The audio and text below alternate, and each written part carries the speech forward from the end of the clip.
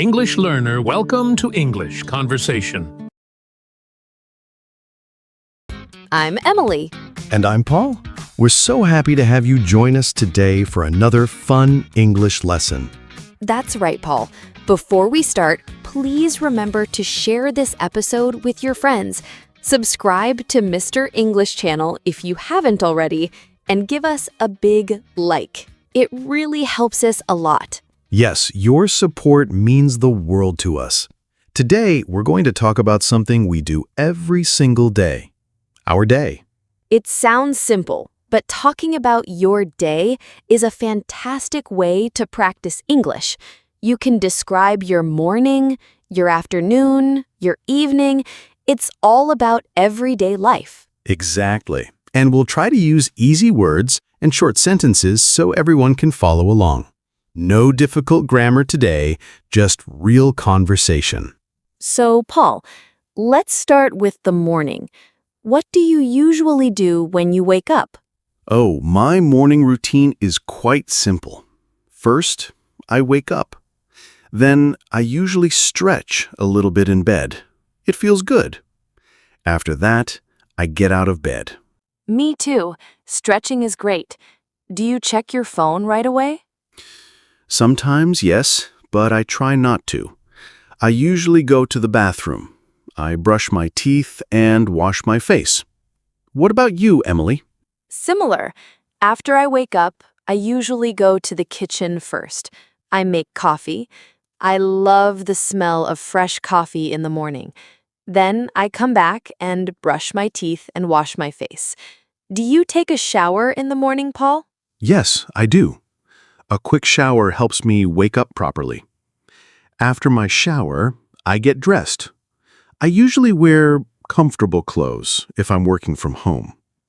What do you like to have for breakfast? For breakfast, I usually have something quick. Maybe some toast with jam or yogurt with fruit. And of course, my coffee.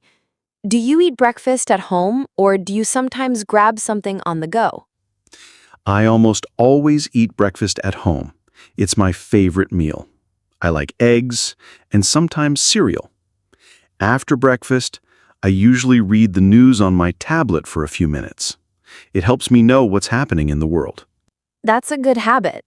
So after all that, you're ready to start your workday, right? Yes, usually. I check my emails and then I start working. My work sometimes involves a lot of reading and writing. What's the first thing you do when you start your workday, Emily? Well, after my coffee and breakfast, I usually open my laptop and check my schedule for the day. I like to plan what I need to do. Then I also check my emails, just like you, Paul. So our mornings are quite similar. It's good to have a routine, right? It makes the day start smoothly. Absolutely. Now, let's talk about the afternoon. This is usually the busiest part of the day for many people. What do you do in the afternoon, Paul? The afternoon is usually for more work. I have meetings sometimes, or I write scripts for our podcast, like this one. I usually work on projects. Do you have a lot of meetings, Emily? Yes, I do. I often have online meetings with different people. I also answer emails and prepare materials for our lessons. It can be busy. What about lunch? Do you have a specific time for lunch? Yes. I try to have lunch around 1 p.m.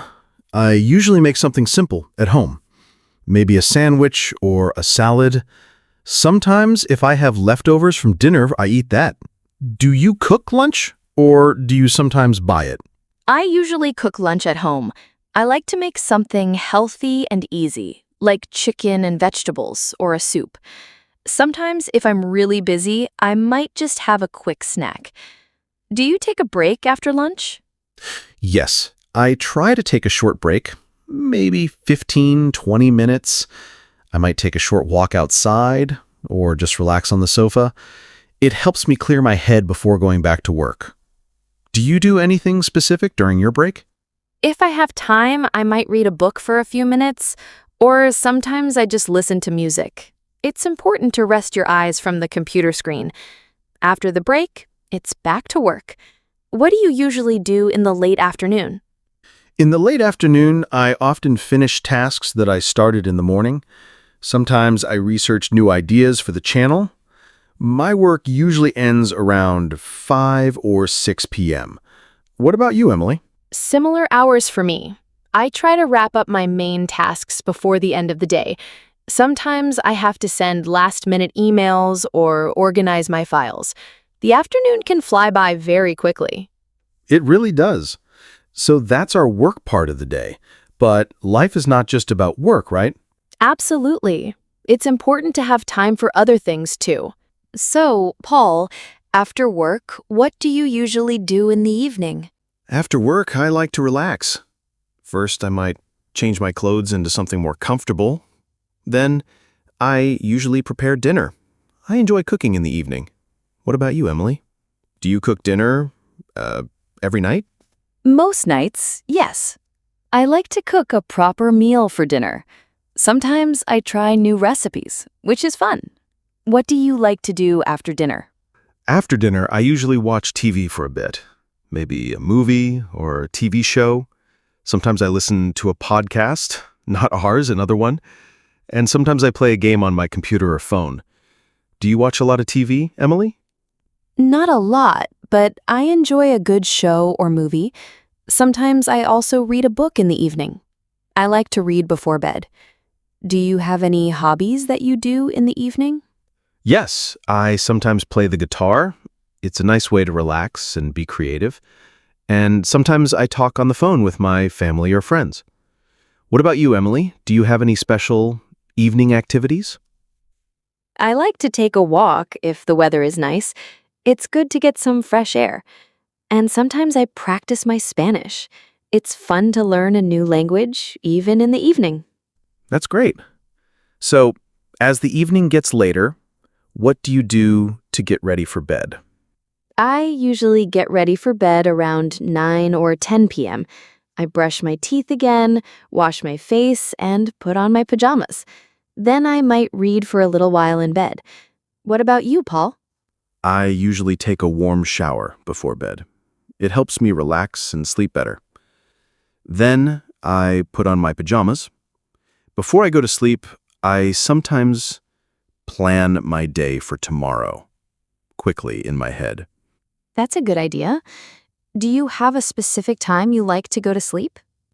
I try to go to sleep around 10 or 11 p.m. I like to get at least 7 or 8 hours of sleep. It's important for good health, right? What time do you usually go to sleep, Emily?